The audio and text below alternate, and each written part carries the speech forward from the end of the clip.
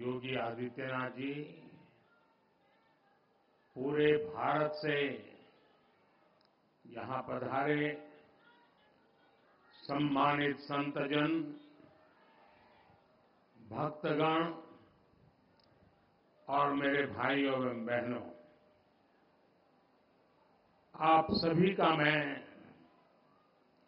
गुरु रविदास जी जन्म जयंती के पावन अवसर पर उनकी जन्मभूमि में स्वागत करता हूं। आप सब रविदास जी की जयंती के पर्व पर इतनी दूर से यहां आते हैं। खासकर मेरे पंजाब से इतने भाई बहन आते हैं कि बनारस खुद भी मिनी पंजाब जैसा लगने लगता है।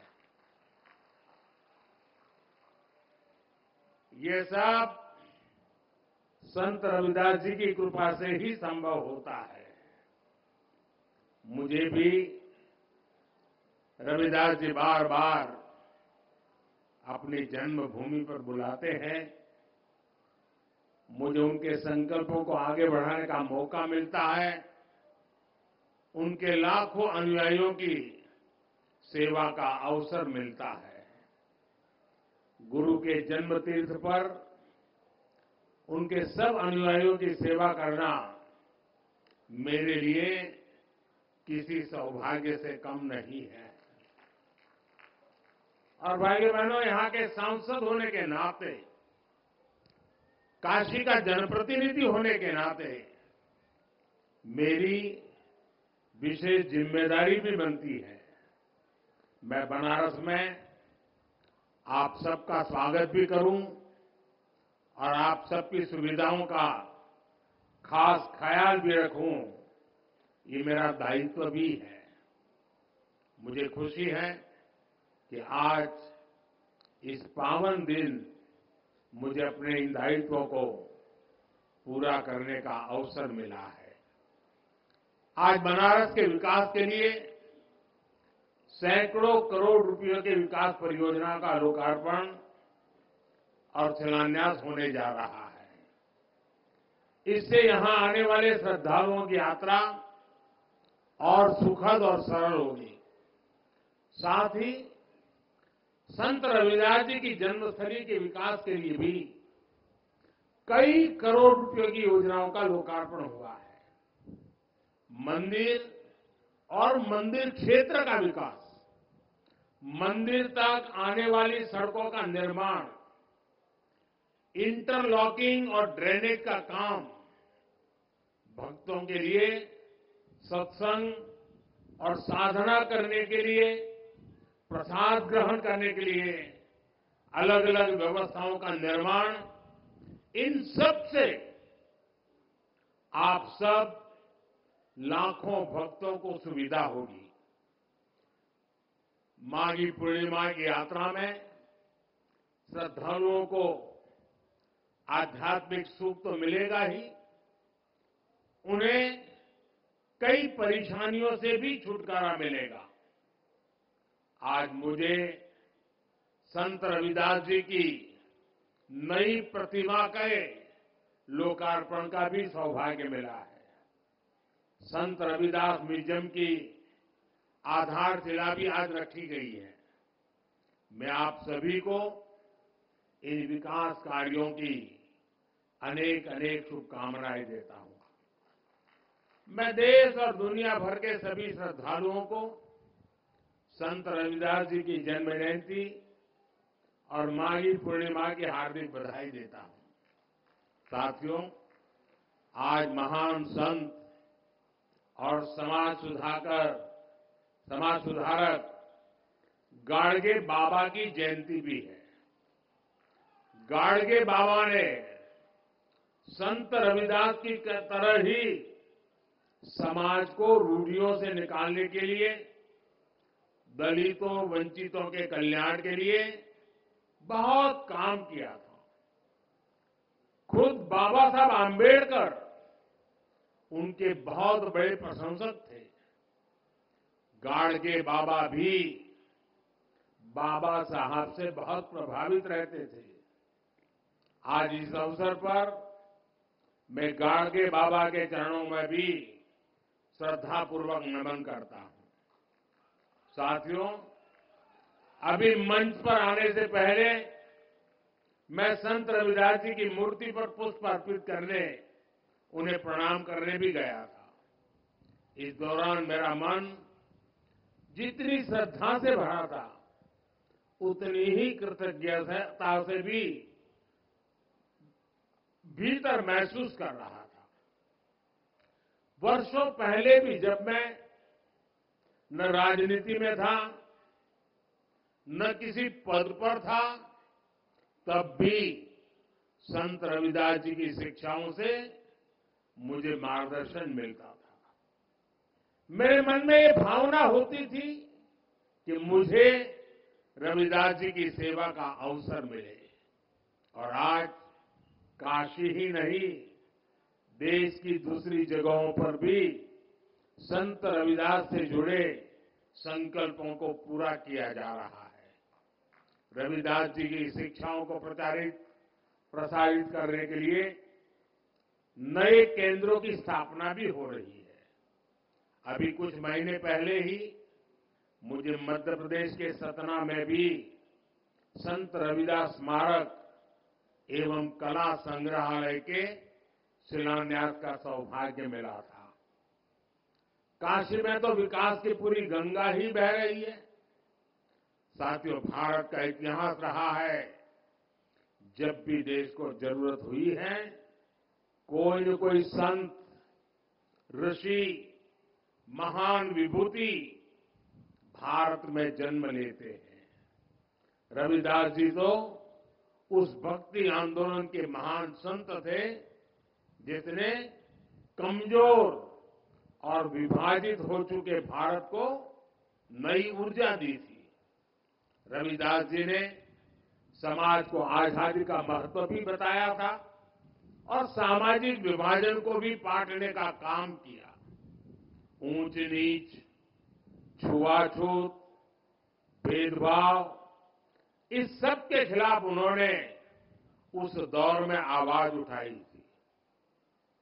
संत रविदास एक ऐसे संत है जिन्हें मत, मजहब, पंथ, विचारधारा की सीमाओं में नहीं बांधा जा सकता। रविदास जी सबके हैं और सब रविदास जी के हैं। जगतगुरु रामानंद के शिष्य के रूप में उन्हें वैष्णव समाज भी अपना गुरु मानता है।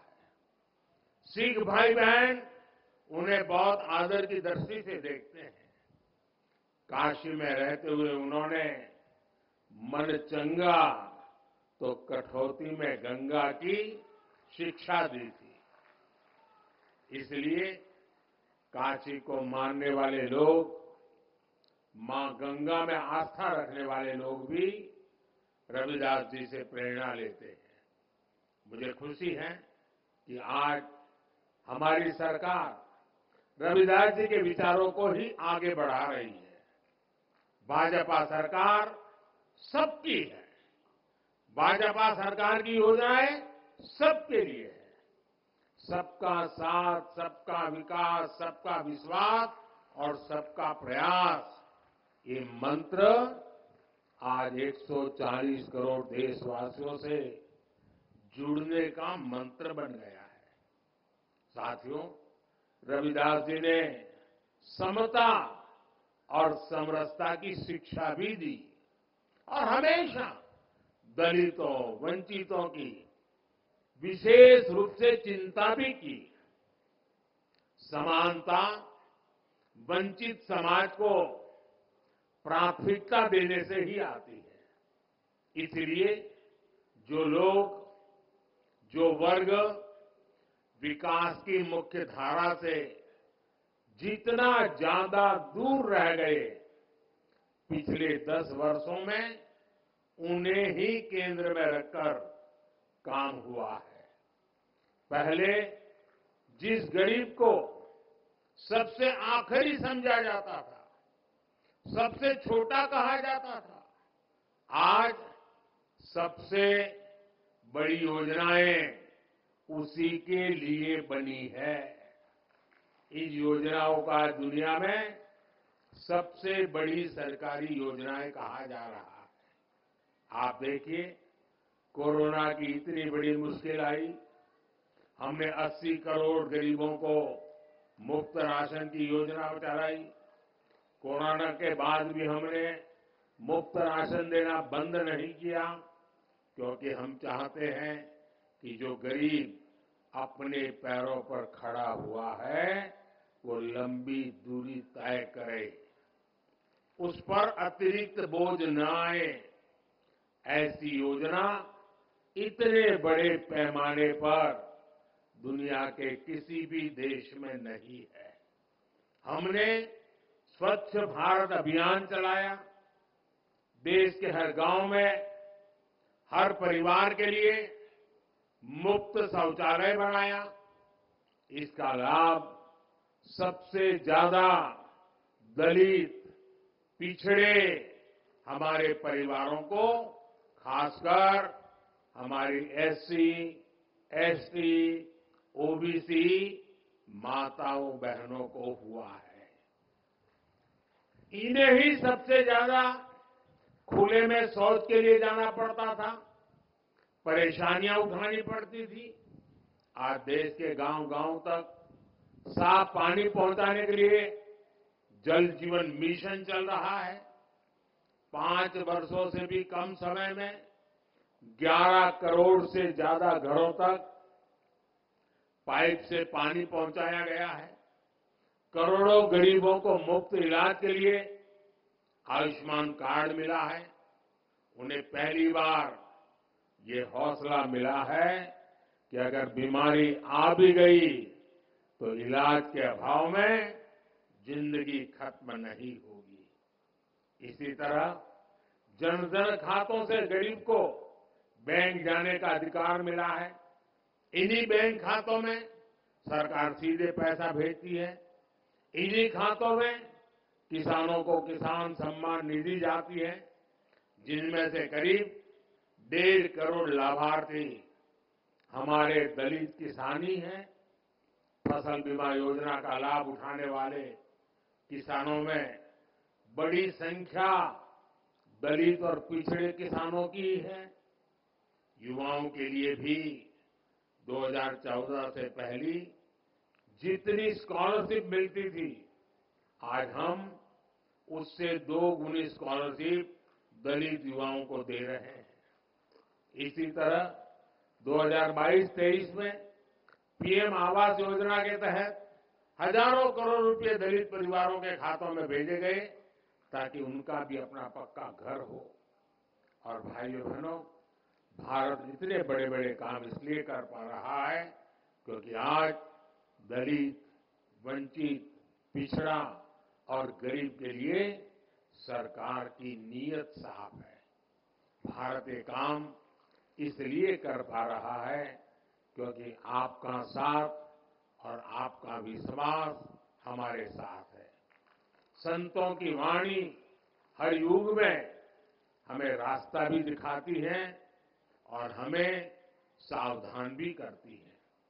रविदास जी कहते थे, जात पात के फेर मही, उर्जी रही सब लोग, मानुष ताकू खात है, रैदास जात कर लोग।